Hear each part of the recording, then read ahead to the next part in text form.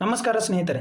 ಇಂದು ಪ್ರಚಲಿತ ಡಿಸೆಂಬರ್ 19ರ ದಿನದ ಪ್ರಚಲಿತ ವಿದ್ಯಮಾನಗಳನ್ನು ನೋಡ್ತಾ ಇದ್ರೆ ಪೇಪರ್ ಮತ್ತು ಎಲ್ಲ ಪ್ರಜಾವಾಣಿ ಪೇಪರ್ ಎಲ್ಲ ರೀತಿಯ ಪೇಪರ್ ಕಟಿಂಗ್ಸ್ ಹಾಗೂ ಜಿಕೆ ಟುಡೇ ವೆಬ್ಸೈಟ್ನ ಪ್ರಚಲಿತ ಘಟನೆಗಳು ಡಿಸೆಂಬರ್ 19ರ ಪ್ರಚಲಿತ ಘಟನೆಗಳನ್ನು ನೋಡೋದಾದ್ರೆ ಇವತ್ತಿನ ಇದು ಅತಿ ಪ್ರಮುಖ ಪ್ರಚಲಿತ ಘಟನೆ ಕ್ವಶನ್ಗಳನ್ನು ನಾವು ತಂದಿರ್ತೀವಿ. ಯಾವುದೋ ಈಜಿ ಇರ್ತಕ್ಕಂಥದ್ದಲ್ಲ. ಈ ಪ್ರಚಲಿತ ವಿದ್ಯಮಾನಗಳಲ್ಲಿ ಏನು ನಡೀತಾ ಇದೆ, ಯಾವ ರೀತಿ ಕೆಎ ಜನವರಿಯಲ್ಲಿ ಆಗ್ತಕ್ಕಂಥ ಕೆಎ ಮತ್ತು ಮುಂದೆ PEC PSIಗೆ ಆಗ್ತಕ್ಕಂಥ ಕ್ವಶನ್ಗಳು ಯಾವ ರೀತಿ ಪ್ಯಾಟರ್ನ್ ಇದೆ ಅಲ್ಲ, ಕ್ವಶನ್ನು ಕರೆಂಟ್ ಅಫೇರ್ಸ್ ಯಾವ ರೀತಿ ತೆಗಿತಾನಲ್ಲ ಆ ರೀತಿ ಅಂತ ನಾವು ಕ್ವಶನ್ಗಳನ್ನು ತಂದಿದ್ದೀವಿ. ಸರಳವಾದಂಥ ಕ್ವಶನ್ಗಳಲ್ಲ, ಸರಳವಾದಂಥ ಕ್ವಶನ್ಗಳನ್ನು ಎಲ್ಲರೂ ಓದ್ತಾರೆ. ದಿನದ ಡಿಸೆಂಬರ್ 19ರಿಂದ ಯಾವ ಕ್ವಶನ್ ಇಂಪಾರ್ಟೆಂಟು, ಇವತ್ತಿನ ಪ್ರಚಲಿತ ಘಟನೆಗಳೇನು ಅದನ್ನು ಇವತ್ತು ನೋಡ್ತಾ ಹೋಗೋಣ.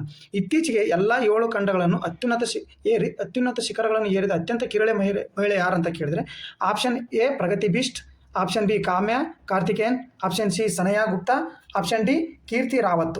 ಇದಕ್ಕೆ ಸರಿಯಾದ ಉತ್ತರ ಅಂತ ಬಂದ್ಬಿಟ್ರೆ ಭಾರತೀಯರಾದಂಥ ಕಾಮ್ಯ ಕಾರ್ತಿಕೇಯನ್ ಇದಕ್ಕೆ ಸರಿಯಾದ ಉತ್ತರ. ಈ 17 ವರ್ಷದ ಕಾಮ್ಯ ಕಾರ್ತಿಕೇಯನ್ ಅವರು 7 ಸಮ್ಮಿಟ್ ಚಾಲೆಂಜನ್ನು ಪೂರ್ಣಗೊಳಿಸುವ ಮೂಲಕ ಎಲ್ಲ 7 ಖಂಡಗಳಲ್ಲಿ ಅತ್ಯುನ್ನತ ಶಿಖರವನ್ನು ವಶಪಡಿಸಿಕೊಂಡ ಅತ್ಯಂತ ಕಿರಿಯ ಮಹಿಳೆ ಎಂಬ ಹೆಗ್ಗಳಿಕೆಯ ಪಾತ್ರಗಳು. ಅಂದರೆ 7 ಸಬ್ಮಿಟ್ ಅಂದರೆ 7 ಬೆಟ್ ಏನು ಇದಲ್ಲ ಮೌಂಟೇನ್ಸು, ಅವನು ಇವಳು ಎಷ್ಟು ವರ್ಷದವರು ಇವರು ಕಾಮ್ಯ ಕಾರ್ತಿಕ್ ಅವರು 17 ವರ್ಷದ ಬಾಲಕಿಯವರು. ಇವು ಯಾವ್ಯಾವ ಅಂತಂದರೆ ಯಾವ್ಯಾವ ಮೌಂಟೇನನ್ನು ಏರಿದ್ದಾರೆ ಅಂದರೆ ಒಂದು ಕಿಲಿಮಂಜಾರೋ. ಇದನ್ನು ಪ್ರತಿ ಸರನು ಕೇಳ್ತಾ ಇರ್ತಾರೆ ಕ್ವಶನ್ ಪೇಪರಲ್ಲಿ, ಜಿಯೋಗ್ರಫಿಯಲ್ಲಿ PEC ಕ್ವಶನ್ ಇದು ಏನಪ್ಪ ಅಂತಂದರೆ ಆ ಖಂಡದಲ್ಲಿ ಬರುತ್ತೆ, ಇಲ್ಲ ಯಾವುದೇ ರಾಷ್ಟ್ರದಲ್ಲಿ ಬರುತ್ತೆ ಅಂತ ಕೇಳ್ತಿರ್ತಾರೆ. ಆಫ್ರಿಕಾ ಖಂಡದಲ್ಲಿ ಬರುತ್ತೆ ಕಿಲಿಮಂಜಾರೋ. ಇದು ಆಫ್ರಿಕಾ ಖಂಡದ ಅತ್ಯಂತ ಎತ್ತರವಾದ ಶಿಖರವಾಗಿರ್ತದೆ. ಮೌಂಟ್ ಎಲ್ಬ್ರೂಸ್ ಇದು ಎಲ್ಲಿ ಬರುತ್ತೆ ಅಂತ ಕೇಳ್ತಾರೆ, ಯುರೋಪ್ ಖಂಡದಲ್ಲಿ ಬರುತ್ತೆ, ಯುರೋಪ್ನಲ್ಲಿ ಬರುತ್ತೆ. ಮೌಂಟ್ ಕೊಸಿಎಸ್ಕೋ ಇದು ಎಲ್ಲಿ ಬರುತ್ತೆ ಅಂದರೆ ಆಸ್ಟ್ರೇಲಿಯಾದಲ್ಲಿ ಬರುತ್ತೆ. ಮೌಂಟ್ ಅಕನ್ಕೋಗೋ ಇದು ಎಲ್ಲಿ ಬರುತ್ತೆ ಅಂದರೆ ದಕ್ಷಿಣ ಆಫ್ರಿಕಾದಲ್ಲಿ ಬರುತ್ತೆ. ಸ್ನೇಹಿತರೆ, ಇವನ್ನ ಮೌಂಟೇನ್ಗಳನ್ನು ನೆನಪಿಟ್ಕೊಳ್ಳಿ. ಜಿಯೋಗ್ರಫಿಯಲ್ಲಿ ಕೇಳ್ತಿರ್ತಾರೆ ಕ್ವಶನು. ಕರೆಂಟ್ ಅಫೇರ್ಸ್ ಜೊತೆ ನಾವು ಎಲ್ಲವನ್ನು ಮೆಲುಕು ಹಾಕಬೇಕಾಗುತ್ತದೆ. ಕ್ವಶನ್ ಕೇಳ್ತಾ ಇರ್ತಾನೆ, ಇವನ್ನ ನೆನಪಲ್ಲಿ ಇಟ್ಕೊಳ್ಳಿ. ಮೌಂಟ್ ಡೆನಾಲಿ ಉತ್ತರ ಅಮೇರಿಕಾ ಮತ್ತು ಮೌಂಟ್ ಎವರೆಸ್ಟ್ ಏಷ್ಯಾ ಇದು ನಮ್ಮ ಮೌಂಟ್ ಎವರೆಸ್ಟ್ ಎಲ್ಲರಿಗೂ ಗೊತ್ತಿರ್ತದೆ. ಬಟ್ ಇವೇನು ಮೌಂಟ್ ಅಕಾನ್ಕೋಗುವಾ, ಕಿಲಿಮಂಜಾರೋ, ಮೌಂಟ್ ಎಲ್ಬ್ರೂಸು, ಮೌಂಟ್ ಡೆನಾಲಿ ಇವನ್ನ ನೀವು ನೆನಪಿಟ್ಟಬೇಕಾಗುತ್ತೆ. ಇವು ಏನು 7 ಶಿಖರಗಳನ್ನು ಅತ್ಯಂತ ಕಿರಿಯ ಮಹಿಳೆ ಎಂಬ ಪಾತ್ರಕ್ಕೆ ಇವರು ಭಾಜನಾಗಿರುತ್ತೆ. ಈಗ ನೆಕ್ಸ್ಟ್ ಕ್ವಶನ್ ನೋಡ್ತಾ ಹೋಗೋಣ. ನೆಕ್ಸ್ಟ್ ಕ್ವಶನ್ ನೋಡ್ತಾ ಹೋದರೆ ಸ್ಟ್ಯಾನ್ಫೋರ್ಡ್ ವಿಶ್ವವಿದ್ಯಾಲಯದ ಕೃತಕ ಬುದ್ಧಿಮತ್ತೆ ಚೈತನ್ಯ ಸೂಚ್ಯಂಕ 2025ರಲ್ಲಿ ಭಾರತ ಎಷ್ಟನೇ ಸ್ಥಾನದಲ್ಲಿ ಇರ್ತದೆ. ನಾವು ಇದನ್ನು ಕ್ವಶನ್ ನಿಮಗೆ ಇಂಗ್ಲೀಷ್ನಲ್ಲಿ ಕೊಟ್ಟಿರ್ತೇವೆ. ಯಾಕಂದರೆ ಕ್ವಶನ್ ಇತ್ತೀಚೆಗೆ ಇಂಗ್ಲೀಷ್ನಲ್ಲೂ ಕೊಡ್ತಾ ಇದ್ದಾರೆ, ಇಂಗ್ಲೀಷ್ ಮಿಕ್ಸ್ ಕನ್ನಡ ಕೊಡ್ತಾ ಇದ್ದಾರೆ. ಯಾಕಂದರೆ ಆಲ್ಮೋಸ್ಟ್ ಓದಿರೋರು ಇಂಜಿನಿಯರಿಂಗು ಸೈನ್ಸು ಅವರೆಲ್ಲ ಬ್ಯಾಕ್ಗ್ರೌಂಡಿಂದ ಬಂದವರು ಏನು ಮಾಡ್ತಾರೆ ಕ್ವಶನ್ ಪೇಪರ್ ತೆಗೆಯೋರು.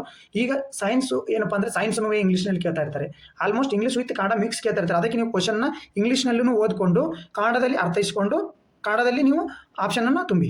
ಏನಂದರೆ ಸ್ಟ್ಯಾನ್ಫೋರ್ಡ್ ವಿಶ್ವವಿದ್ಯಾಲಯ ಕೃತಕ ಬುದ್ಧಿಮತ್ತೆ ಚೈತನ್ಯ ಸೂಚ್ಯಂಕ 2020ರಲ್ಲಿ ಭಾರತ ಎಷ್ಟನೇ ಸ್ಥಾನದಲ್ಲಿ. ಸ್ಟ್ಯಾನ್ಫೋರ್ಡ್ ವಿಶ್ವವಿದ್ಯಾಲಯ ಏನೈತಿಲ್ಲ ಪ್ರತಿ ವರ್ಷ ಅದು ರ್ಯಾಂಕಿಂಗನ್ನು ಬಿಡುಗಡೆ ಮಾಡ್ತದೆ. ಆದರೆ ರ್ಯಾಂಕಿಂಗ್ನಲ್ಲಿ ನಮ್ಮ ಭಾರತ ಎಷ್ಟನೇ ಸ್ಥಾನದಲ್ಲಿದೆ ಅಂದರೆ 3ನೇ ಸ್ಥಾನ. ಸಿ ಆಪ್ಷನ್ ಕರೆಕ್ಟ್ ಆದಂಥ ಆಪ್ಷನು 3ನೇ ಸ್ಥಾನದಲ್ಲಿದೆ ನೋಡಿ ಸ್ನೇಹಿತರೆ. 3ನೇ ಸ್ಥಾನದಲ್ಲಿ ನಮ್ಮ ಭಾರತ ಇದೆ.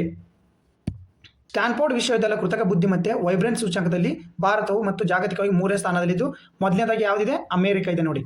ಮೊದಲನೇದಾಗಿ ಯಾವುದಿದೆ ಅಮೇರಿಕಾ. ಮೊದಲನೇ ಸ್ಥಾನದಲ್ಲಿ ಅಮೇರಿಕಾ, 2ನೇ ಸ್ಥಾನದಲ್ಲಿ ಚೀನಾ, 1ನೇ ಸ್ಥಾನದಲ್ಲಿ ಅಮೇರಿಕಾ, 3ನೇ ಸ್ಥಾನದಲ್ಲಿ ನಮ್ಮದು ಭಾರತ ಬರುತ್ತೆ ನೋಡಿ.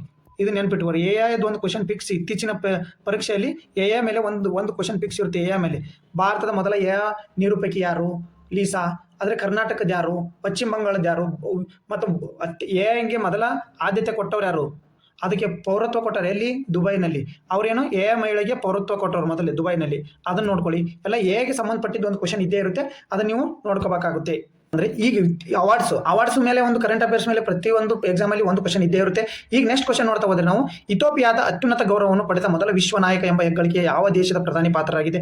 ಇದು ಆಲ್ಮೋಸ್ಟ್ ಅಲ್ಲಿ ಗೊತ್ತೇ ಇದೆ. ಬಟ್ ಹಿಂಗೆ ಕ್ವಶನ್ ಯಾವ ಥರ ಕೇಳ್ತಾನಂದರೆ ಇತ್ತೀಚೆಗೆ ಇಥಿಯೋಪಿಯಾದ ಗೌರವ ಪಡೆದಂಥ ಪ್ರಧಾನಿ ಮೋದಿ ಅವರು ಅದರ ಪ್ರಶಸ್ತಿ ಹೆಸರು ಕೇಳ್ತಾನೆ. ಪ್ರಶಸ್ತಿ ಹೆಸರು ಕೊಟ್ಟಿದ್ದು ಯಾವ ದೇಶದ ಅತ್ಯುನ್ನತ ಪ್ರಶಸ್ತಿಯನ್ನು ಮಾನ್ಯ ಪ್ರಧಾನಮಂತ್ರಿಗಳು ಸ್ವೀಕರಿಸಿದ್ದಾರೆ ಅಂತ ಕೇಳ್ತಾರೆ. ಯಾವ ಪ್ರಧಾನಮಂತ್ರಿಗಳು ಸ್ವೀಕರಿಸಿದ್ದಾರೆ ಅಂತ ನಿಮಗೆಲ್ಲ ಗೊತ್ತಿರುತ್ತೆ, ಯಾವ ದೇಶದಂತ ಗೊತ್ತಿರುತ್ತೆ. ಬಟ್ ಅವಾರ್ಡ್ನ ಹೆಸರು ಬಂದು ದೇಶದ ಹೆಸರು ಕೇಳ್ತಾನೆ. ಇಲ್ಲಿದೆ ನೋಡಿ, ಭಾರತದ ಪ್ರಧಾನಿ ನರೇಂದ್ರ ಮೋದಿ ಅವರು ಇಥಿಯೋಪಿಯಾದ ಅತ್ಯುನ್ನತ ನಾಗರಿಕ ಗೌರವವಾದ the great honour Nishan of the ನೆನಪಿಟ್ಕೊಳ್ಳಿದನ ಪ್ರಶಸ್ತಿ ಹೆಸರು ಕೊಟ್ಬಿಟ್ಟು ಯಾವ ದೇಶದ್ದು ಯಾರಿಗೆ ಕೊಟ್ಟರು ಅಂತ ಹಿಂಗೆ ಕೇಳ್ತಾರೆ. ಇಲ್ಲ ಅಧ್ಯಕ್ಷರ ಹೆಸರು ಕೇಳ್ತಾರೆ. ಇಥಿಯೋಪಿಯಾದ ಪ್ರಧಾನಿ ಹೆಸರು ಏನಂತ ಕೇಳ್ತಾರೆ. ಅಹಮದ್ ಅಲಿ ಅವರು ಇದು ಇಥಿಯೋಪಿಯಾದ ಅಧ್ಯಕ್ಷರಾಗಿರುತ್ತಾರೆ. ಇವರು ಹೆಸರು ಕೊಟ್ಬಿಟ್ಟು ಅವ್ರ ಯಾವ ದೇಶದ ಪ್ರಧಾನಿ ಅಂತ ಕೇಳ್ತಾರೆ.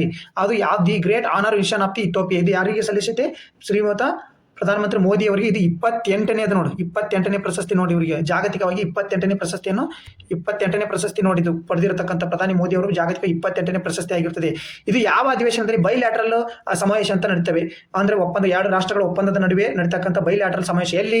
ಅಡಿಯಾಸ್ ಅಂತಾರಾಷ್ಟ್ರೀಯ ಸಮಾವೇಶ ಕೇಂದ್ರದಲ್ಲಿ, ಅಂದ್ರೆ ಅಡಿಯಾಸ್ ಅಂತಾರಾಷ್ಟ್ರೀಯ ಸಮಾವೇಶ ನಡೆದಲ್ಲಿ ಈ ಪ್ರಶಸ್ತಿ ನಡೆದು. ಹಂಗಂದ್ರೆ ಅಡಿಯಾಸ್ ಅಂತಾರಾಷ್ಟ್ರೀಯ ಸಮಾವೇಶ ಕೇಂದ್ರ ಎಲ್ಲೈತೆ ಅಂತ ಕೇಳಿದ್ರೆ ನೀವು ಇಥೋಪಿಯಾ ಅಂತ ಹಾಕ್ಬೇಕು ಸ್ನೇಹಿತರೆ, ಇಥೋಪಿಯಾ ಅಂತ ನೀವು ಹಾಕ್ಬೇಕಾಗುತ್ತೆ.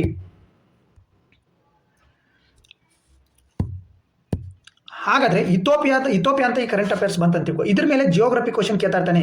ಇದ್ರ ಮೇಲೆ ಜಿಯೋಗ್ರಫಿ ಕ್ವಶನ್ ಕೇಳ್ತಾನೆ, ಇಥೋಪಿಯಾದ ರಾಜಧಾನಿ ಯಾವ್ದು ಅಂತ ಕೇಳ್ಬಿಟ್ರೆ ಕ್ವಶನ್ PC ಕ್ವಶನ್ ಹಿಂಗೆ ಕೇಳ್ತಾನೆ, KE ನಾರ್ಮಲ್ ಕ್ವಶನ್ ಹಿಂಗೆ ಇರ್ತವೆ. ಇಥೋಪಿಯಾದ ರಾಜಧಾನಿ ಯಾವುದು? ಅಡಿಯಾಸ್ ಅಬಾಬ್ ಅಂತ ಇರುತ್ತೆ. ಹಾಗಂದ್ರೆ ಇನ್ನೊಂಥರ ಕ್ವಶನ್ ಏನ್ ಕೇಳ್ತಾನೆ, ಇಥೋಪಿಯಾ ರಾಷ್ಟ್ರವು ಈ ದೇಶಕ್ಕೆ ಗಡಿಯನ್ನು ಹಂಚಿಕೊಂಡಿದೆ ಅಂತ ಕೇಳ್ತಾನೆ. ಯಾವುದು? ಸುಡಾನ್ ಕೊಡ್ಬೋದು, ಸೌತ್ ಸುಡಾನ್ ಕೊಡ್ಬೋದು, ಏಟಿರಾ ಕೊಡ್ಬೋದು, ಜಿಬೂಟಿ, ಯಮನ್, ಸೊಮಾಲಿಯಾ, ಕಿನ್ಯ. ಇದರಲ್ಲಿ ಇವನ್ನೆಲ್ಲ ಕೊಟ್ಬಿಟ್ಟು ಒಂದು 3 ರಾಷ್ಟ್ರ ಕೊಟ್ಟು ಒಂದು ಬೇರೆ ರಾಷ್ಟ್ರ ಕೊಟ್ಬಿಟ್ಟು ಯಾವ ರಾಷ್ಟ್ರ ಇವು ಇದಕ್ಕೆ ಗಡಿ ಹಂಚಿಕೊಂಡಿಲ್ಲ ಅಂತ ಕ್ವಶನ್ ಈ ತರನು ಕೇಳ್ತಿರ್ತಾನೆ ಸ್ನೇಹಿತರೆ. ಇದನ್ನು ಸ್ವಲ್ಪ ನೋಡ್ಕೊಳ್ಳಿ. ನಾನು ಎಲ್ಲವೂ ಕರೆಂಟ್ ಅಫೇರ್ಸ್ ಜೊತೆಗೆ ಎಲ್ಲವನ್ನು ನಿಮಗೆ ಸ್ವಲ್ಪ ರಿವಿಷನ್ ಮಾಡ್ತಾ ಇದ್ದೀನಿ, ಎಲ್ಲವನ್ನು ನೋಡ್ಕೊಳ್ಳಿ.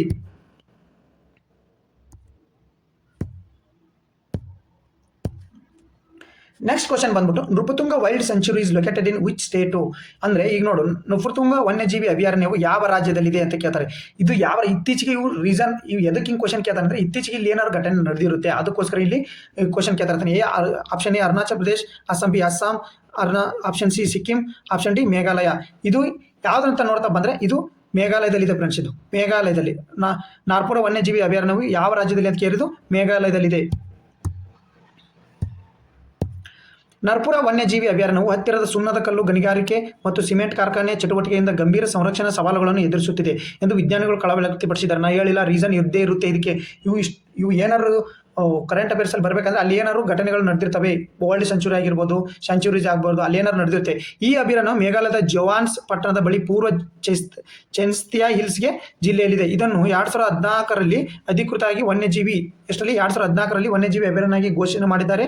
ಮತ್ತು ಇದು ಚೆಸ್ತನಿಯಾ ಹಿಲ್ಸ್ ಪ್ರದೇಶದ ಏಕೈಕ ಸಂರಕ್ಷಣಾ ಪ್ರದೇಶ. ನೋಡಿ, ಈ ಹಿಲ್ಸ್ನ ಹೆಸರು ಕೇಳಿ ಯಾವ ರಾಜ್ಯದಲ್ಲಿ ಅಂತ ಬಂದ್ರೆ ಇಲ್ಲಿ ಇವು ಏನಪ್ಪಾ ಅಂದ್ರೆ ವನ್ಯಜೀವಿ ಧಾಮ ಯಾವುದು? ನರ್ಪುರ ವನ್ಯಜೀವಿ ಧಾಮ ಯಾವ ಹಿಲ್ಸ್ಗೆ ಹೊಂದಿಕೊಂಡಿದೆ ಅಂದ್ರೆ ಚೈಸ್ತನಿಯಾ ಹಿಲ್ಸ್ಗೆ ಬೆಟ್ಟಕ್ಕೆ ಹೊಂದಿಕೊಂಡಿದೆ. ಅಸ್ಸಾಂನೊಂದಿಗೆ ಗಡಿ ಹಂಚಿಕೊಂಡೈತೆ ನೋಡಿದ್ದು ಯಾವುದು? ಇದು ನರ್ಪುರ ವನ್ಯಜೀವಿ ಧಾಮ ಅಭಯಾರಣ್ಯವು ಇದಕ್ಕೆ ಅಸ್ಸಾಂಗೆ ಗಡಿಯನ್ನು ಹಂಚಿಕೊಂಡೈತೆ. ನೆಕ್ಸ್ಟ್ ಕ್ವಶನ್ ನೋಡ್ತಾ ಬಂದ್ರೆ, ಅರುಣಾ 3 ಜಲ ವಿದ್ಯುತ್ ಯೋಜನೆಯು ಯಾವ ರಾಜ್ಯದಲ್ಲಿದೆ?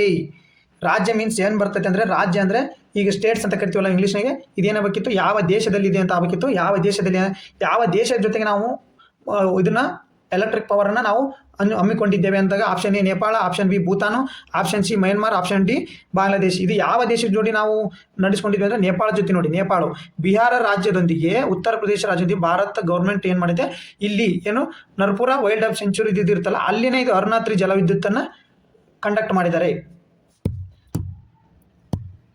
ಇದನ್ನ ಎಕ್ಸ್ಪ್ಲನೇಷನ್ ನೋಡ್ತಾ ಹೋದ್ರೆ, ಸತ್ಲಜ್ ಜಲ ವಿದ್ಯುತ್ ನಿಗಮ ಅಧ್ಯಕ್ಷರಾದ ವ್ಯವಸ್ಥಾಪಕ ನಿರ್ದೇಶಕ ನೇಪಾಳದಲ್ಲಿ 900 ಮೆಗಾವ್ಯಾಟ್ ಅರುಣಾ 3 ಜಲ ವಿದ್ಯುತ್ ಯೋಜನೆಯನ್ನು ನಿರ್ಮಾಣ ಪ್ರಗತಿ ಪರಿಶೀಲಿಸಿದರು. ಪೂರ್ವ ನೇಪಾಳದ ಶಂಕುಸಭಾ ಜಿಲ್ಲೆಯ ಕೋಶಿ ನದಿ ಎಲ್ಲಿ ಬರ್ತೈತಿ? ಬಿಹಾರದ ಕಣ್ಣೀರಿನ ನದಿ. ನೋಡಿ, ಕೋಶಿ ನದಿ ಬಿಹಾರದ ಕಣ್ಣೀರಿನ ನದಿ. ಹಿಂಗೆ ಒಂದು ಕರೆಂಟ್ ಅಫೇರ್ಸ್ ತಗೊಂಡ್ರೆ ಅದ್ರ ಹಿಂದಿನ ಬ್ಯಾಕ್ಗ್ರೌಂಡ್ ಎಲ್ಲ ನಿಮಗೆ ನೆನಪು ಮಾಡ್ಕೋಬೇಕು. ನೆನಪು ಮಾಡ್ಲಿಕ್ಕೆ ಇನ್ನೊಂದು ತೆಗೆದು ನೋಡಬೇಕು. ಉಪನದಿ ಅರುಣಾ ನದಿ, ಅದು ಕೋಶಿ ನದಿಯ ಉಪನದಿ ಯಾವ್ದು ಹಂಗಂದ್ರೆ ಅರುಣಾ ನದಿ. ಅರುಣಾ 3 ಪ್ರಾಜೆಕ್ಟ್ ಏನು hydro electric power. But Aruna ನದಿ ಯಾವ ನದಿಯ ಉಪನದಿ ಅಂತ ಕೇಳ್ತಾರೆ. ಕೋಶಿ ನದಿ ಎಲ್ಲಿ? ಬಿಹಾರ. ನೆನ್ಪಿಟ್ಟವ್ರಿ, ಇದು ಯಾರ್ಯಾರು ಜಂಟಿ ರಾಷ್ಟ್ರಗಳ ಯೋಜನೆ ಆಗೈತೆ? ನೇಪಾಳ ಮತ್ತು ಭಾರತ. ನೋಡಿ, ಇಷ್ಟು ನೆನ್ಪಿಟ್ಕೋಬೇಕಿದ್ರಾಗಿ. ಇಷ್ಟೇ ಕ್ವಶನ್ ಕೇಳೋದು, ನೇಪಾಳ ಮತ್ತು ಭಾರತ. ಇಷ್ಟು 3 ಥರದಿಂದ ನೆನ್ಪಿಟ್ಕೊಳ್ಳಿ ಇದಕ್ಕೆ. ನೆಕ್ಸ್ಟ್ ಕ್ವಶನ್ ಬರ್ತಾ, ಇತ್ತೀಚೆಗೆ ಕರ್ನಾಟಕದ ಯಾವ ಹುಲಿ ಮೀಸಲು ಪ್ರದೇಶದಲ್ಲಿ ಅಪರೂಪದ ಪಟ್ಟೆ ಹೆಣ ಕಂಡು ಬಂದಿದೆ? ಅಂದ್ರೆ ಪಟ್ಟೆ ಅಂದ್ರೆ ಈಗ ಪಟ್ಟಿ ಆಕಾರದ ಹೈನ ಕಂಡು ಬಂದಿದೆ ಇತ್ತೀಚೆಗೆ. ಇದು ಕರೆಂಟ್ ಅಫೇರ್ಸ್ ಬಹಳ ಮುಖ್ಯ. ಇದು ಕರ್ನಾಟಕ ಜಿಯೋಗ್ರಫಿಕಲ್ಲಿ ಇದೇನು ಬಹಳ ಮುಖ್ಯವಾಗ್ತದೆ. Option A Bandipur, option B Bhadra ಹುಲಿ ಮೀಸಲು ಪ್ರದೇಶ, option C Nagarhole, option D Kali. ಇದಕ್ಕೆ ಸರಿಯಾದ ಉತ್ತರ ಬಂದ್ಬಿಟ್ರು ಸ್ನೇಹಿತರೆ, ಕಾಳಿ ಹುಲಿ ಮೀಸಲು ಪ್ರದೇಶ. ನೋಡಿ, ಉತ್ತರ ಕನ್ನಡದ ಕಾಳಿ ಮೀಸಲು ಪ್ರದೇಶದಲ್ಲಿ ಇದು ಕಂಡು ಬಂದೈತೆ. ಇದ್ರ ಎಕ್ಸ್ಪ್ಲನೇಷನ್ ನೋಡ್ತಾ ಹೋದ್ರೆ ಇಂಪಾರ್ಟೆಂಟ್. ಇದನ್ನ ಬೇಕಾದ್ರೆ ನೋಟ್ ಮಾಡ್ಕೊಳ್ಳಿ, ಇಲ್ಲಾಂದ್ರೆ ನಾನು ಟೆಲಿಗ್ರಾಮ್ ಚಾನಲ್ಗೆ ಹಾಕಿರ್ತೀನಿ PDF, ನೋಟ್ ಮಾಡ್ಕೊಳ್ಳಿ. ಇತ್ತೀಚೆಗೆ ಕರ್ನಾಟಕ ಉತ್ತರ ಕನ್ನಡ ಜಿಲ್ಲೆ, ಯಾಕಂದ್ರೆ ಕಾಳಿ ಹುಲಿ ಅಭಯಾರಣ್ಯ ಎಲ್ಲಿ ಕಂಡು ಬರ್ತದೆ? ಉತ್ತರ ಅಪರೂಪದ ಪಟ್ಟೆ ಹೆಣ ಹಯನ ಅಂತ ಕರೀತಾರೆ, ಕಾಣಿಸಿಕೊಂಡಿದ್ದು. ಇದನ್ನು ಹಯಾನಾಡೆ ಕುಟುಂಬಕ್ಕೆ ಯಾವ ಕುಟುಂಬ ಅಂತ ಸೇರ್ತಾರೆ? ಇದನ್ನು ನೋಡಿ ಇದು ಅಪ್ಲೈಡ್ ಸೈನ್ಸಿಗೂ ನಿಮಗೆ ಕ್ವಶನ್ ಬರ್ಬೋದು. ಅಯನಡೆ ಕುಟುಂಬಕ್ಕೆ ಸೇರಿದ್ದು. ಇದರಲ್ಲಿ ಪಟ್ಟೆ, ಚುಕ್ಕೆ, ಕಂದು ಹೈನಗಳು ಮತ್ತು ಆರ್ಡರ್ ಉಲ್ಫ್ ಸೇರಿದಂತೆ ಪಟ್ಟೆ ಹೈನ ಚುಕ್ಕೆ ಹೈನಕ್ಕಿಂತ ಚಿಕ್ಕದಾಗಿದೆ. ಅಂದ್ರೆ ಪಟ್ಟೆ ಹೈನ ಅಂತಿದ್ರು, ನಾರ್ಮಲ್ ಹೈನ ಇರ್ತಾವಲ್ಲ ಅದಕ್ಕಿಂತ ಚಿಕ್ಕದಾಗಿರ್ತಕ್ಕಂತೆ ಅದರ ದೇಹದಂತೆ ಕಪ್ಪು ಪಟ್ಟಿಗಳನ್ನು ಹೊಂದಿತ್ತು, ಕಪ್ಪು ಬಿಳಿ ಪಟ್ಟಿಗಳನ್ನು ಹೊಂದಿರುತ್ತೆ. ಇದನ್ನ ಇನ್ನೊಂದು ನೋಡಿ, ದಕ್ಷಿಣ ಏಷ್ಯಾದ ಎಲ್ಲೆಲ್ಲಿ ಕಂಡು ಬರ್ತದೆ ಹಂಗಾರೆ ಪಟ್ಟೆ ಹೈನ ಎಲ್ಲೆಲ್ಲಿ ಕಂಡು ಬರ್ತೈತೆ ಇಂಪಾರ್ಟೆಂಟ್ ನೋಡ್ಕೊಳ್ಳಿ. ಇದು ದಕ್ಷಿಣ ಏಷ್ಯಾ, ಉತ್ತರ ಮತ್ತು ಉಪ ಸಹಾರಾ ಆಫ್ರಿಕಾ, ಪಶ್ಚಿಮ ಮತ್ತು ಮಧ್ಯ ಏಷ್ಯಾದಲ್ಲಿ ಕಂಡು ಬರ್ತದೆ. ಇದು ತೆರೆದ ಸವನ್ನಗಳಲ್ಲಿ ಕಂಡು ಬರ್ತದೆ. ಉಷ್ಣವಲಯಗಳನ್ನು ನೋಡ್ಕೋಬೇಕು, ಅಲ್ಲಿ ಸವನದಲ್ಲಿ ಕಂಡು ಬರ್ತದೆ. ಮತ್ತೆ ಶುಷ್ಕ ಪ್ರದೇಶದಲ್ಲಿ ಪೊದೆ ಸಸ್ಯಗಳಲ್ಲಿ ಕಾಡುಗಳಲ್ಲಿ ವಾಸಿಸುತ್ತದೆ. ಇದು ಮುಖ್ಯವಾಗಿ ಕ್ಯಾರಿಯನ್ ಮತ್ತು ಮಾನವ ತ್ಯಾಜ್ಯವನ್ನು ತಿನ್ನುವ ಸ್ಕ್ಯಾವೆಂಜರ್ ಆಗಿದೆ. ನೋಡು, ಮಾನವ ತ್ಯಾಜ್ಯವನ್ನು ತಿಂತೈತೆ ಅಂತ ಇದು ಗೊತ್ತಾಯ್ತಾ. ಇದನ್ನು IUCN ಏನು ಮಾಡೈತೆ ಅಂದರೆ ಅಪಾಯಕ್ಕೆ ಹತ್ತಿರದ ಅಂದರೆ ಇನ್ನೇನು ಅಪಾಯಕ್ಕೆ ಒಳಗಾಗುವ ಅಂತ ಕರೀತಾರಲ್ಲ, ಅದಕ್ಕೆ ಆ ಪಟ್ಟಿಯಲ್ಲಿ IUCN ಅನ್ನು ಸೇರಿಸೈತೆ. ಇದನ್ನು ಇಂಪಾರ್ಟೆಂಟ್ ನೋಡಿ, ನೋಡ್ಕೊಳ್ಳಿ, ಸ್ವಲ್ಪ ಇಂಪಾರ್ಟೆಂಟ್ ಐತೆ. Paper cutting. ಈ ಬಾರಿಗೆ ಗಣರಾಜ್ಯೋತ್ಸವಕ್ಕೆ ಉರ್ಸುಲಾ ಕೋಸ್ಟಾ ಅತಿಥಿಯಾಗಿ EU ಸಮಿತಿಯ ಮಂಡಳಿಯ ಇದು ನೋಡೋಣ ಏನಪ್ಪ ಅಂದರೆ ಜಸ್ಟ್ ನೋಡ್ಕೊಳ್ಳಿ. ಅಂದರೆ ಪ್ರತಿ ವರ್ಷ ಗಣರಾಜ್ಯೋತ್ಸವಕ್ಕೆ ಅಂದರೆ ಜನವರಿ 26ಕ್ಕೆ ಬೇರೆ ದೇಶದ ಅತಿಥಿಗಳನ್ನು ಕರೆಸೋದು ರೂಢಿ. ಅದು ಕ್ವಶನ್ ಆಗೇ ಆಗುತ್ತೆ. ಪ್ರತಿ ಒಂದು PC ಕ್ವಶನ್ ಪೇಪರ್ದಾಗಿರ್ಬೋದು, KE ಯಾವ್ದಾದ್ರು ಕ್ಲರ್ಕ್ ಪೋಸ್ಟಿಗೆ ಆಗಿರ್ಬೋದು, ಈ ಕ್ವಶನ್ ಫಿಕ್ಸ್ ಇದ್ದೇ ಇರುತ್ತೆ. ಅದಕ್ಕೋಸ್ಕರ ಇದನ್ನ ನೋಡಿ ಏನಂತಂದ್ರೆ ಇದು ನೋಡ್ಕೊಳ್ಳಿ ಸ್ವಲ್ಪ. ಏನು ಈ ಬಾರಿಗೆ ಗಣರಾಜ್ಯೋತ್ಸವಕ್ಕೆ ಉರ್ಸುಲಾ ಕೋಸ್ಟಾ ಅತಿಥಿ. ಅಂದರೆ ಉರ್ಸುಲಾ ಕೋಸ್ಟಾ ಅಂದರೆ ಇಬ್ಬರು, ಇವರು ಉರ್ಸುಲಾ ಮತ್ತು ಕೋಸ್ಟಾ ಅತಿಥಿ ಅಂತಂದ್ರೆ EU ಸಮಿತಿಯ ಮಂಡಳಿ ಮುಖ್ಯಸ್ಥರಿಗೆ ಭಾರತದ ಆಹ್ವಾನ. ಅಂದ್ರೆ ಇಬ್ಬರು ಬರ್ತಾರೆ. ಇವರು EU ಅಂದ್ರೆ ಯುನೈಟೆಡ್ ಅಲ್ಲ, ಯುರೋಪಿಯನ್ ಯೂನಿಯನ್ನು ನೆನ್ಪಿಟ್ಕೋರಿ. ಯುರೋಪಿಯನ್ ಯೂನಿಯನ್ದ ಮುಖ್ಯಸ್ಥರು ಇವರಿಬ್ರು. ಇವ್ರನ್ನ 2026ರ ಗಣರಾಜ್ಯೋತ್ಸವ ಯುರೋಪಿಯನ್ ನಿಯೋಗದ ಅಧ್ಯಕ್ಷ ಉರ್ಸುಲಾ ವಾನ್ ಡೆರ್ ಲೈನ್ ಮತ್ತು ಯುರೋಪಿಯನ್ ಮಂಡಳಿ ಅಧ್ಯಕ್ಷ ಆಂಟೋನಿಯೋ ಕೋಸಾ ಇವರು ಮುಖ್ಯ ಅತಿಥಿಗಳಾಗಿ ಭಾಗವಹಿಸಲಿದ್ದಾರೆ. ಇವ್ರನ್ನ ನೆನ್ಪಿಟ್ಕೊಳ್ಳಿ ಇಬ್ಬರು, ಯಾರು ಉರ್ಸುಲಾ ಮತ್ತು ಕೋಸ್ಟಾ. ಇಷ್ಟು ನೆನ್ಪಿಟ್ಕೊಳ್ಳಿ, ಉದ್ದನ ಹೆಸರು ಬೇರೆ. ಉರ್ಸುಲಾ ಮತ್ತು ಕೋಸ್ಟಾ ಅಂತ, ಆಂಟೋನಿಯೋ ಕೋಸ್ಟಾ ಮತ್ತು ಉರ್ಸುಲಾ ಇವರಿಬ್ಬರ ಹೆಸರು ನೆನ್ಪಿಟ್ರಿ. 2026ರ ಗಣ್ಯ ಅತಿಥಿಗಳು ನೋಡಿ ಇವರು. ಪೇಪರ್ ಕಟಿಂಗ್ ಇವತ್ತು ಇಂಪಾರ್ಟೆಂಟ್ ಪ್ರಜಾವಾಣಿ ನೋಡಿದ್ದು, ಇಂಪಾರ್ಟೆಂಟ್ ಪ್ರಜಾವಾಣಿ ಆಗಿರ್ತದೆ, ನೆನ್ಪಿಟ್ಕೊಳ್ಳಿ. ನೆಕ್ಸ್ಟ್ ನೋಡ್ತಾ ಹೋದ್ರೆ ಇದು ಇಂಪಾರ್ಟೆಂಟ್. ಏನೋ ಡೋಪಿಂಗ್ ಅಲ್ಲಿ ಸತತ 3ನೇ ವರ್ಷವು ಭಾರತದ ವಿಶ್ವದ ನಂಬರ್ 1 ಅಂದ್ರೆ 2024ರ ಡೇಟಾ ತಗೊಂಡಾರ ಇವರು. 2024ರ ಡೇಟಾ ತಗೊಂಡ್ಬಿಟ್ಟು ಡೋಪಿಂಗ್ ನಲ್ಲಿ ಸತತ 3ನೇ ವರ್ಷವು ಭಾರತ. ಡೋಪಿಂಗ್ ಅಂದ್ರೆ ಏನ್ ಗೊತ್ತಾ, ಅಂದ್ರೆ ಈಗ ಸ್ಪೋರ್ಟ್ಸ್ ಮೆನ್ಗಳು ಇರ್ತಾರಲ್ಲ, ಮದ್ಯಪಾನ ತಗೊಂಡು ಸ್ಪೋರ್ಟ್ಸಿಗೆ ಎಂಟ್ರಿ ಆಗೋದು, ಅಂದ್ರೆ ಅವರಿಗೆ ಪ್ರಚೋದನೆ ಕೊಡುತ್ತೆ. ಅದು ಅಂದ್ರೆ ಹೆಚ್ಚಿಗೆ ಶಕ್ತಿ ಕೊಡುತ್ತೆ ಡೋಪಿಂಗ್, ಅಂದ್ರೆ ಡ್ರಗ್ ತರ. ಅದರಲ್ಲಿ ನಮ್ದು ಭಾರತ ವಿಶ್ವಕ್ಕೆ 1 ನಂಬರ್ ಅಂತ. ಇವು ಡಾಟಾ ಎಲ್ಲ ಇರ್ತವೆ, ಏನ್ ಮಾಡೋಕ್ಕಾಗಲ್ಲ. ವಿಶ್ವದಲ್ಲಿ ಅತಿ ಹೆಚ್ಚು ಅಂದ್ರೆ ನೀವು ಸ್ಟಡಿ ಬಗ್ಗೆ ಅಷ್ಟೇ ನೋಡ್ಕೊಳ್ಳಿ. ಭಾರತದಲ್ಲಿ ಅಷ್ಟು ಕಡಿಮೆ ಮಾಡೋದು, ಬಟ್ ನೀವು ಸ್ಟಡಿ ಬಗ್ಗೆ ಅಷ್ಟೇ ಕಾನ್ಸಂಟ್ರೇಷನ್ ಮಾಡಬೇಕಾಗುತ್ತೆ. ಪೇಪರ್ ಆರ್ಟಿಕಲ್ ಬಂದಿರೋದ್ರಿಂದ ಓದಲೇಬೇಕಾಗುತ್ತೆ. ಈಗ ನೆಕ್ಸ್ಟ್ ನೋಡ್ತಾ ಹೋದ್ರೆ ಇದು ಇಂಪಾರ್ಟೆಂಟ್. ಸರ್ದಾರ್ ಪಟೇಲ್, ಕೆಂಪೇಗೌಡ ಮತ್ತು ಇವು ಎಲ್ಲ ಮೂರ್ತಿ. ಸರ್ದಾರ್ ಪಟೇಲ್ ಕಂಚಿನ ಮೂರ್ತಿ, ಕೆಂಪೇಗೌಡ ಶ್ರೀರಾಮ ಪ್ರತಿಮೆ ಶಿಲ್ಪಿ. ಇವನನ್ನು ಇದಕ್ಕೆ ಏನು ಶಿಲ್ಪಿ ಇದ್ರಲ್ಲ, ಪ್ರಖ್ಯಾತ ಶಿಲ್ಪಿ ಪದ್ಮಭೂಷಣ ರಾಮವಂಶಿ ಸುತಾರ್ ನಿಧಾನ ಒಂದು ಕ್ವಶನ್ ಇದ್ದೇ ಇರುತ್ತೆ. ರಾಮವಂಶಿ ಸುತಾರ್ ಇವರು ಎದಕ್ಕೆ ಪ್ರಸಿದ್ಧ ಅಂತ ಕೇಳ್ಬೋದು. ಶಿಲ್ಪಿ ಇವರು ಪ್ರಖ್ಯಾತ ಶಿಲ್ಪಿ, ಗೊತ್ತಾಯ್ತಾ. ಇದು ಪ್ರಖ್ಯಾತ ಶಿಲ್ಪಿ ಆಗಿರ್ತಾರೆ. ಇವರು ಗುಜರಾತ್ನಲ್ಲಿ ಸ್ಥಾಪಿಸಿರುವ ಸರ್ದಾರ್ ವಲ್ಲಭಾಯ್ ಪಟೇಲ್ ಅವರ ಸ್ಮರಣೆ ಏಕತಾ ಪ್ರತಿಮೆ ವಿಶ್ವದಲ್ಲಿ ಅತ್ಯಂತ ಎತ್ತರದ್ದು 182. ಅಂದ್ರೆ ಕಂಚಿನ ಪ್ರತಿಮೆ ಐತಲ್ಲ, ಇದು ವಿಶ್ವದ ಅತಿ ಎತ್ತರದ್ದು. ಇದನ್ನೇ ಶಿಲ್ಪಿ ಯಾರು, ರಾಮವಂಶಿ ಸುತಾರ್. ಇವರು ಪ್ರಖ್ಯಾತ ಶಿಲ್ಪಿ ಆಗಿರ್ತಾರೆ. ಪದ್ಮಭೂಷಣ್ ಪ್ರಶಸ್ತಿಯನ್ನು ಪಡೆದಿರ್ಕೊಂಡಿರ್ತಾರೆ. ಇವರು ಹುಟ್ಟೂರು ಯಾವುದು, ಮಹಾರಾಷ್ಟ್ರ. ಬಟ್ ಇವರು ತೀರ್ಕೊಂಡಿದ್ದಲ್ಲಿ ಉತ್ತರ ಪ್ರದೇಶದೊಳಗೆ ತೀರ್ಕೊಂಡಿರ್ತಾರೆ. ಇವರು ವಾಸ ಇದ್ದಿರ್ತಾರೆ ಉತ್ತರ ಪ್ರದೇಶದಲ್ಲಿ. ಬಟ್ ಇವರು ರಾಜ್ಯ ಯಾವುದು, ಮಹಾರಾಷ್ಟ್ರ ಅಂತ ಕರೀತಾರೆ ಸ್ನೇಹಿತರೆ, ನೆನ್ಪಿಟ್ಕೊಳ್ಳಿ ಉನ್ಮೇನು. ನೆಕ್ಸ್ಟ್ ನೋಡ್ತಾ ಹೋದ್ರೆ ಮಹಾರಾಷ್ಟ್ರದಲ್ಲಿ ರಾಷ್ಟ್ರೀಯ ಈರುಳ್ಳಿ ಕೇಂದ್ರ ಸ್ಥಾಪನೆ. ಅಂದ್ರೆ ಇದನ್ನು ಸ್ವಲ್ಪ ನೋಡ್ಕೊಳ್ಳಿ.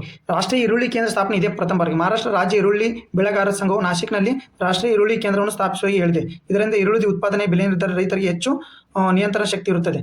ಆಯ್ತು, ಗೊತ್ತಾಯ್ತಾ. ಇದನ್ನ ರಾಷ್ಟ್ರೀಯ ಈರುಳ್ಳಿ ಕೇಂದ್ರ ಎಲ್ಲಿ ಸ್ಥಾಪನೆ ಅಂದ್ರೆ ಮಹಾರಾಷ್ಟ್ರದಾಗಂತ, ನಾಸಿಕ್ದೊಳಗಂತ ನೀವು ನೆನ್ಪಿಟ್ಕೋಬೇಕಾಗುತ್ತೆ. ನೆಕ್ಸ್ಟ್ ಇನ್ನೊಂದು ಇಂಪಾರ್ಟೆಂಟ್ ಆರ್ಟಿಕಲ್ ನೋಡಿ. ಆಗ 28ನೇದು ಅಂತ ಹೇಳಿದೆ, ಇಥಿಯೋಪಿಯಾದ್ದು ಅವಾರ್ಡ್. ಈಗ 29ನೇ ಅವಾರ್ಡನ್ನು ಸಿಕ್ಕಿದೆ. ಯಾರಿಗೆ, ಗೌರವಾನ್ವಿತ ಮೋದಿ ಅವರಿಗೆ. 29ನೇ ಭಾರತ ಮತ್ತು ಒಮನ್ ನಡುವೆ ದ್ವಿಪಕ್ಷೀಯ ಸಂಬಂಧಗಳನ್ನು ಬಲಪಡಿಸಲು ನೀಡಿದ ಕೊಡುಗೆ ಪ್ರಧಾನಿ ನರೇಂದ್ರ ಮೋದಿಗೆ ಆರ್ಡರ್ ಆಫ್ ದಿ ಒಮನ್ ಪ್ರಶಸ್ತಿಯನ್ನು 29ನೇದು ನೋಡಿದ್ದು. 29ನೇ ಪ್ರಶಸ್ತಿ ನಾಗರಿಕ ಪ್ರಶಸ್ತಿ ಆಗಿರುತ್ತದೆ. ಇದು ಇಂಪಾರ್ಟೆಂಟ್, ಇವ್ನು ನೋಡ್ಕೊಳ್ಳಿ. ಗೊತ್ತಿದೆ, 29ನೇ ಜಾಗತಿಕ ಮಟ್ಟದ ನಾಗರಿಕ ಪ್ರಶಸ್ತಿ ಆಗಿರುತ್ತದೆ. ನೆಕ್ಸ್ಟ್ ಇದೊಂದು ನೋಡ್ಕೋಬೇಕಾದ್ರೆ ಶಿಖರ್ ಧವನ್ ಅವರ ಆತ್ಮಚರಿತೆ. ಇದು ಶಿಖರ್ ಧವನ್ ಆತ್ಮಚರಿತೆ ಆದ 1 cricket my life and more ಈ ಬುಕ್ಕನ್ನು ಬಿಡುಗಡೆ ಮಾಡಿರ್ತಾರೆ. ಇದನ್ನ ಸ್ವಲ್ಪ ನೋಡ್ಕೊಳ್ಳಿ ನೀವು. ಅಂದರೆ ಈ ಶಿಖರ್ ಧವನ್ ಆತ್ಮಚರಿತೆ ಕೊಟ್ಟಿದ್ದ 1 cricket my life and more ಇದನ್ನ ಕೊಟ್ಬಿಟ್ಟು ಇದು ಯಾರ್ದು ಆತ್ಮಚರಿತೆ ಅಂತ ಕೇಳಿದರೆ ಶಿಖರ್ ಧವನ್ ಅವ್ರದಂತ ನೀವು ಹೇಳ್ಬೇಕಾಗುತ್ತೆ ಸ್ನೇಹಿತರೆ. ಇಂಪಾರ್ಟೆಂಟ್ ಕರೆಂಟ್ ಅಫೇರ್ಸು ನೋಡ್ಕೊಳ್ಳಿ. ಈಗ ನೆಕ್ಸ್ಟ್ ನಿಮಗೆ ಒಂದು ಏನಂತ ಅಂದರೆ ನಿಮಗೆ ಒಂದು ಕ್ವಶನ್ ಕೊಟ್ಟಿರ್ತೀನಿ. ಅಂದರೆ ಇವತ್ತು ಗೋವಾ ವಿಮೋಚನಾ ದಿನ. ಗೋವಾ ವಿಮೋಚನಾ ದಿನದಿಂದ ಗೋವಾ ವಿಮೋಚನ ಚಳವಳಿ ಅವರ ಪಾತ್ರಕ್ಕಾಗಿ ಕರ್ನಾಟಕ ಕೇಸರಿ ಎಂದು ಅಡ್ಡ ಹೆಸರು ಪಡೆದವರು ಯಾರು? Option S Nijalingappa, Jagannathrao Joshi, Ramakrishna Hegde, Kengal Hanumantharao. ಇದನ್ನು ನೀವು ಕಮೆಂಟ್ ಮೂಲಕ ತಿಳಿಸಿ. ಕಮೆಂಟ್ ಮಾಡಿ, ಇದರ ಆನ್ಸರನ್ನು ಕಮೆಂಟ್ ಮೂಲಕ ತಿಳಿಸಿ. ಮತ್ತು ನೆಕ್ಸ್ಟ್ ನಾಳೆ ಮತ್ತೆ paper article, GK today current affairs ಜೊತೆಗೆ ನಾಳೆ ಮತ್ತೆ ಕ್ಲಾಸ್ ಮಾಡೋಣ ಸ್ನೇಹಿತರೆ. Thank you.